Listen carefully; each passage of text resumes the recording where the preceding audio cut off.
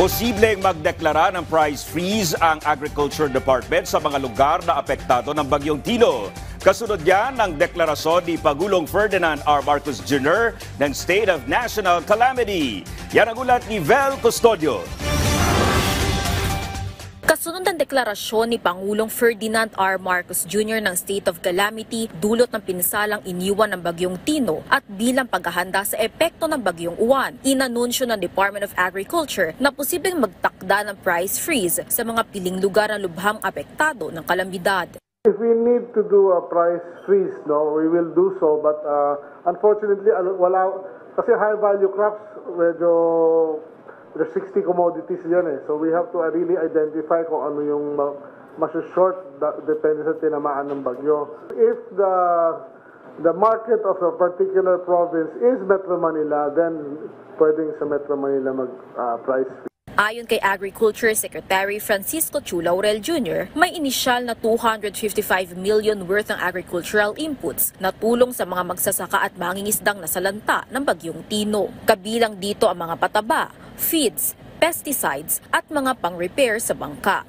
Ang most affected sa atin dito will be the fishermen and fisher folks. So we are also ready to deploy yung mga Bureau of Fisheries vessels to assist them and rebuild their vessels and yung kanilang mga fishing, bigay ng fishing gears, mga payaw, mga kung ano-ano pang kailangan natin bigay. Ayon sa kalihim, wala namang gaanong tinamaan sa palay sa nagdaang bagyo dahil naani na ang karamihan nito. Ngunit mas malaki ang napinsala sa high-value crops. Bilang tugon, nakaabang ang tulong mula sa Philippine Crop Insurance Corporation at Survival and Recovery Loan kung saan maaaring makakuha ang mga apektadong magsasaka at mangingisda ng 25,000 pesos cash na payable in 3 years. Upang matiyak naman na hindi mabibitin ang supply at hindi sisipa ang presyo ng mga pangunahing bilihin, nakaalalay na ang importation kung saan 1,600 metric tons na ang pumasok na carrots sa bansa as of October. Nag-aangkat na rin ng sibuyas at broccoli at hihinto lang ito kapag pumasok na ang panahon ng anihan. Nasa 55,000 metric tons naman ang inaangkat na galunggong hanggang sa Enero at 2,000 metric tons sa iba pang uri ng seafoods kagaya ng sardinas, pusit at iba pang isda na hindi locally produced. Tiniyak din ng DA na maraming supply sa cold storage facilities maging sa Visayas sa lubhang nasalanta ng Bagyong Tino. Hinihikayat naman ni Senator Francis Pangilinan na makipag-ugnayan na ang mga lokal na pamahalaan sa mga magsasaka, lalo na sa mga lugar na tatamaan ng papasok na Bagyong Uwan. Baka pwede na mag-umpisa ng early harvest ang mga farmer ng kanilang mga produkto at bilihin na ng LGU dahil magagamit din naman talaga immediately para sa mga evacuation centers kung sakaling mayroong mga evacuees.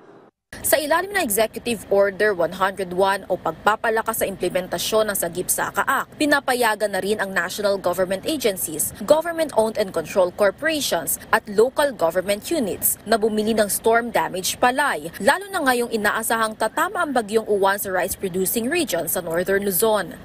Inanunsyo na sa joint press conference ng Department of Agriculture at Department of Agrarian Reform ang itatakdang floor price para sa palay na bibilhin ng mga NGA, GOCC at LGU sa ilalim ng implementasyon ng Executive Order 100 at 101. Susundin muna nito ang floor price ng National Food Authority na 17 hanggang 23 pesos per kilo para sa basang palay, depende sa production cost ng isang lalawigan, habang 23 to 30 pesos per kilo naman sa tuyong palay. Sa Pebrero naman, inaasahan ang pinal na floor price sa ilalabas ng Steering Committee na binubuo ng DA, DILG, DTI, DSWD, DAR at NFA. Samantala, sinabi ni Agriculture Secretary Chu Laurel na itataas na ang taripa sa imported na bigas sa Enero pagkatapos ng importation ban sa well-milled at regular milled rice. Pero posibleng hindi pa ito itaas sa 35% rice tariff. As far as the tariffs is concerned, I am not promoting na ibalik siya sa 35 immediately. Pag we start buying, sigurado yan, yung presyo ng international price tataas So kung sinagad natin kagad ng 35 yan at